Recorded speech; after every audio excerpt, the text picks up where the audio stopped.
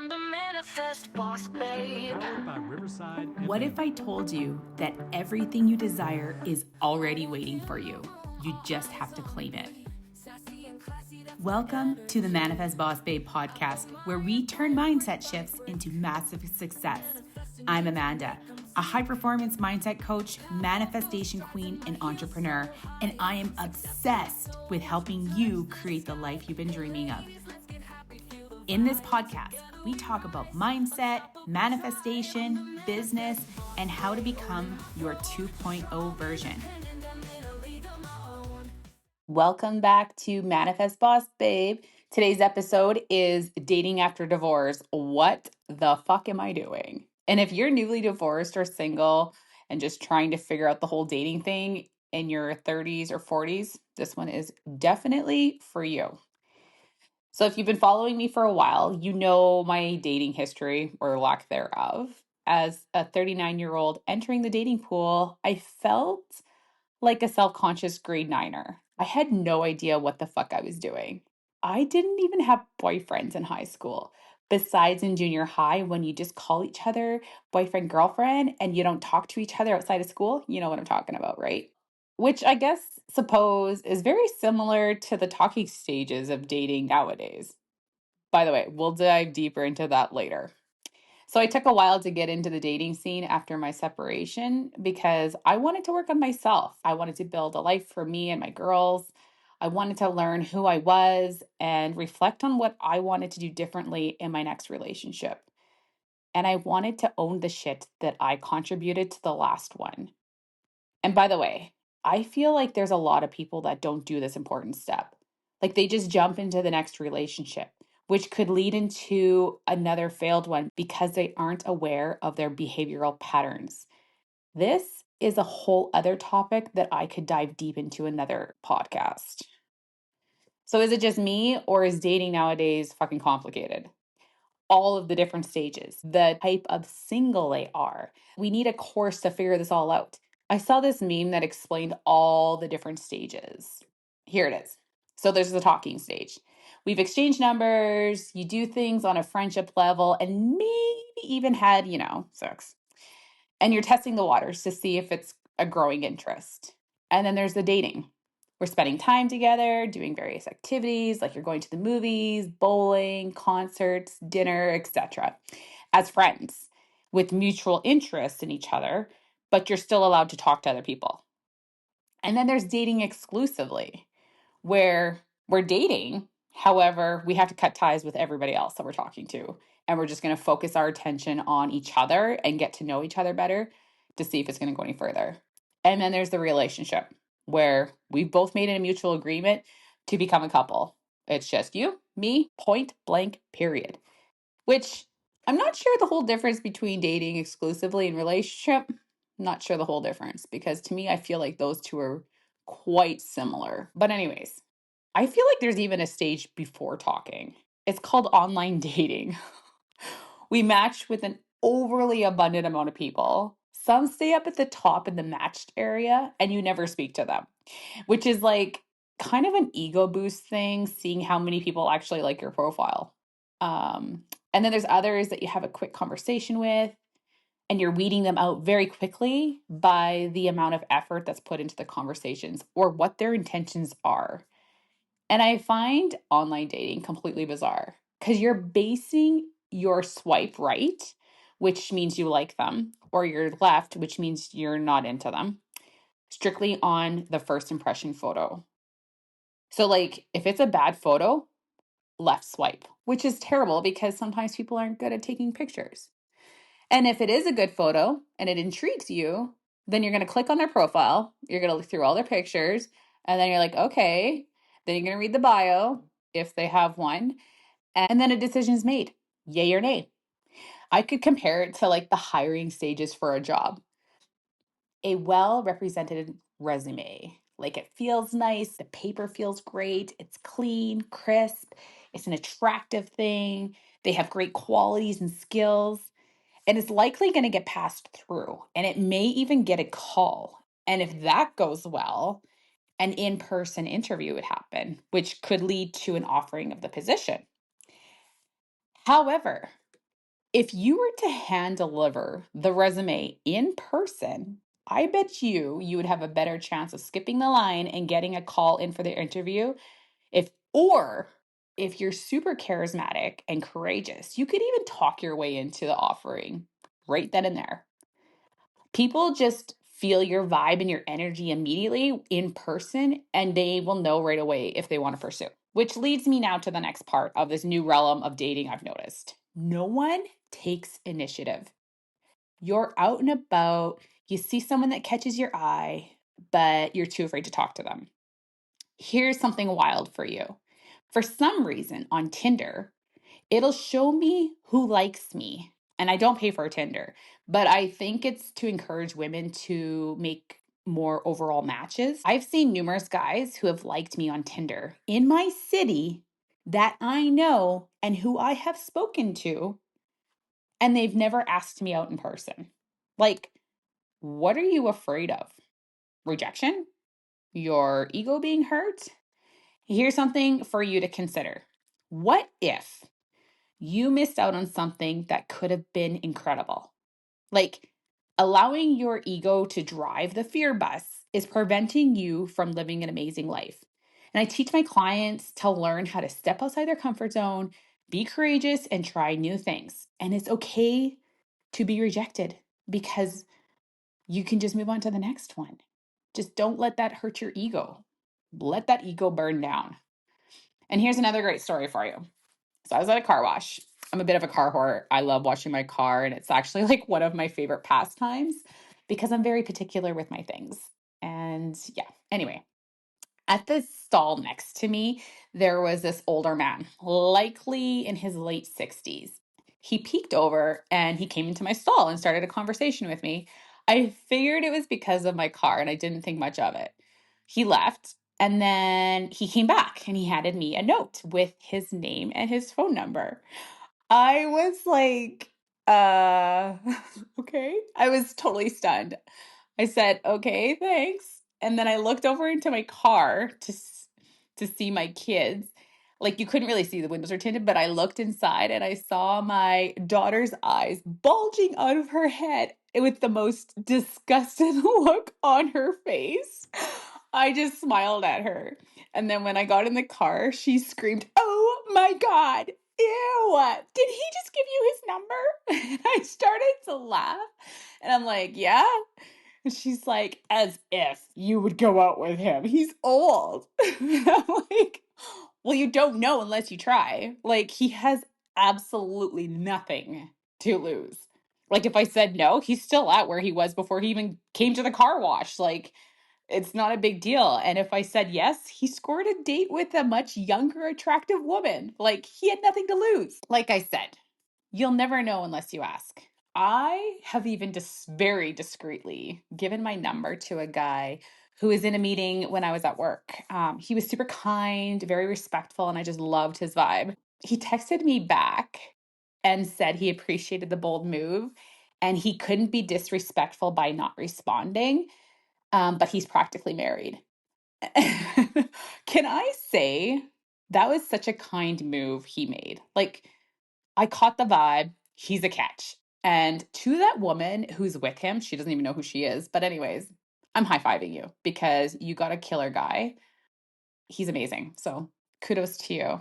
I need to mention about how vulnerable online dating is. Like, you're really putting yourself out there. It's hard and an uncomfortable thing to do. I don't use filtered pictures because what you see is what you get. And ladies, if you are, please stop it. You are beautiful just the way you are. Using filtered pictures is deceiving and you need to show up who you are. What do you think's going to happen when he meets you in person and you don't look like that? That's what I'm saying. And if this makes you feel uncomfortable, you need to get in my circle because I help my clients elevate the fuck up and I show you how gorgeous you are inside and out.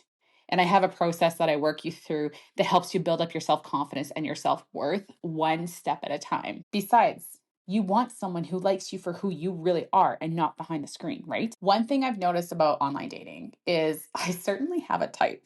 They all look very similar. And this one guy I matched with was 100% my type. Like, he's completely gorgeous. We matched. Keep in mind, okay, this is at the very beginning of my online dating experience, okay? So we matched, we're chatting, and I found out he was married and had two boys. I gave him shit and I deleted him. Then a year later, I matched with another guy. And keep in mind, they are all very similar looking because I have a certain type. I'm a sucker for that. Anyways, here's the freaky part. He asked me how my trip to Mexico was, which was a year prior. Okay. The hair on my neck instantly raised. I'm like, how the fuck does he know about my trip to Mexico? And then he actually admitted to me that we matched before and he was using pictures off some random guy off the internet because he knew my type. It was the married man that I deleted before. I was so completely freaked out because we had like extensive conversations before he actually told me he was married. I told him to work on his relationship with his wife or leave. Then I deleted him again.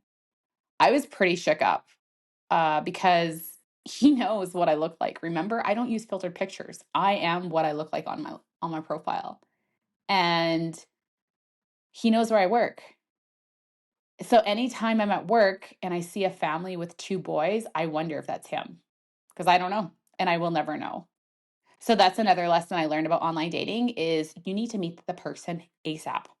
None of this talking online or texting back and forth. Bullshit for a long time because as a woman, that's how we build connections. And we have this fantasy relationship online. And when we eventually do meet, we can be terribly disappointed. And this also happened to me another time. I met this guy who was really nice. We had tons in common. We chatted for a long time because our schedules never jived. And I was really taking a liking to him because of all the right things he was saying and all the attention he was giving me and the things we had in common. I loved it. And then once we finally did meet in person, I was completely turned off. We were out for dinner and he was very disrespectful to the server. And then he started talking shit about servers and how they always assume the man is paying. I was completely appalled because I'm a server. I was just like, yeah, this is not happening. So I remember I was wanting to cut ties from him because I wasn't interested, but I was so afraid of hurting his feelings because of this relationship we built up beforehand. But I wasn't doing anyone favors by keeping him around. I was just very respectful and I told him that I wasn't interested in pursuing it any further. And he respected that and we went our own separate ways. I did mention this in my last podcast about detaching. If you haven't listened to that, I highly recommend that you do, especially if you have a hard time cutting ties. Because you can't keep people in your circle if they aren't providing value in your life. They just take up time and energy of yours, which is very precious. So if you're not feeling it, cut them loose, but respectfully, of course, right? However, if the first date went great and you're really feeling the vibe, and you know you for sure want date number two, I highly recommend kissing on the first date. I know some of you may not agree with this, and that's fine. That's your own prerogative. But in my experience, I went on a few dates before kissing. And then when that moment happened, it was horrible. I mean, there's good kissers, there's fucking fantastic, and you're vibing. And then there's the meh, mediocre, but I can work with this. But then there's the, oh, hell no. And this is just not for me. So just do it, get it over and done with, because then you're going to know for the future dates if there'll be one or not. I suppose if physical intimacy isn't a high priority on your list, you won't need to take my advice, but it's certainly something important to me. This is one thing I can share with someone intimately, and I want to enjoy the hell out of it. I mean, how hot is it that just a kiss from your person can make you melt or turn you on? The best part of dating is not only do you get to meet a lot of people, and yes, just because I've shared some horror stories, I've also met a lot of incredible guys throughout this whole process. I'm learning a lot about myself, what I like, what I don't, how assuming things will never actually steer you in the correct path. You need to be vulnerable and be willing to be open to possibilities. And I'm taking all this information that I'm collecting, these little bits and pieces from each of these guys, that exists in each one of them. Like, I like this about him, and I like that about him, and I like this about this guy. Take all the positive things that you like from each person and gather that information up. But if you're stuck in this, oh my God, he's so amazing, there'll never be anyone better than him. There might be, but you'll never know unless you let go. If he's meant for you, he's going to come back. And trust me on this one. Please take this dating as an opportunity to learn about yourself, because quite often they're showing you repeating patterns within yourself that you haven't processed yet. For example, if you keep attracting guys that are breadcrumbing or gaslighting you, you need to stop and reflect. Why does this keep happening? What beliefs inside of myself do I need to work on in order to release them and start attracting men who see how amazing and worthy I am? The easiest way to do this is journal. If you're in a relationship right now, you can even do this process as well. What is it about them that triggers me, and how do I feel? Why does it make me feel that way? And the more you do this, the easier it becomes to recognize in the moment. It's like a muscle. When you work it consistently, it builds and gets stronger. And I have a 7-step process that I can guide you through to work through this. So if you want, connect with me and we can work through this together.